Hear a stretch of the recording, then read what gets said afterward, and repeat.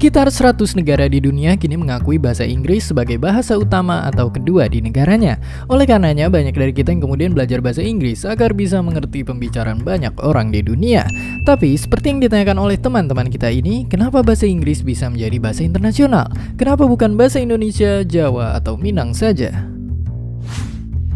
Jika ditelisik dari sejarah, sejak zaman Romawi kuno kita menyadari diperlukannya satu bahasa umum yang bisa dimengerti oleh banyak orang atau disebut sebagai lingua franca.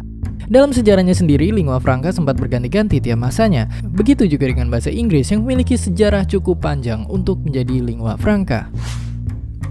Pendeknya, dua faktor besar mempengaruhi bagaimana bahasa Inggris bisa menjadi bahasa dalam tanda kutip internasional. Yang pertama adalah kolonialisasi Inggris. Setelah era revolusi industri, kerajaan Inggris menjadi negara dengan teknologi dan militer paling maju di dunia.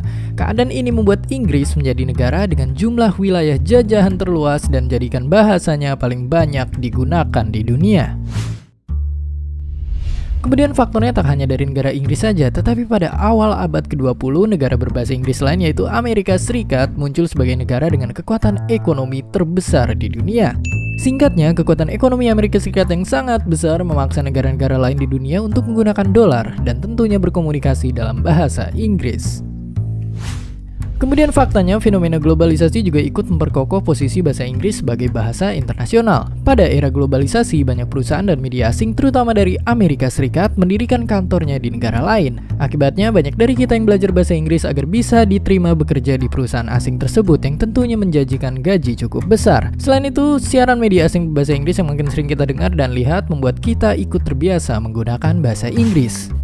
Menariknya, bahasa Inggris diprediksikan akan tetap menjadi bahasa internasional hingga berpuluh-puluh tahun ke depan. Pada tahun 2050, India diprediksikan akan menjadi negara dengan populasi penduduk terbanyak di dunia, mengalahkan Republik Tiongkok. Hingga kini, India menjadikan bahasa Hindi dan Inggris sebagai bahasa resmi negaranya. Akibatnya, pengaruh negara ini ke depannya akan ikut memperkuat bahasa Inggris sebagai bahasa internasional.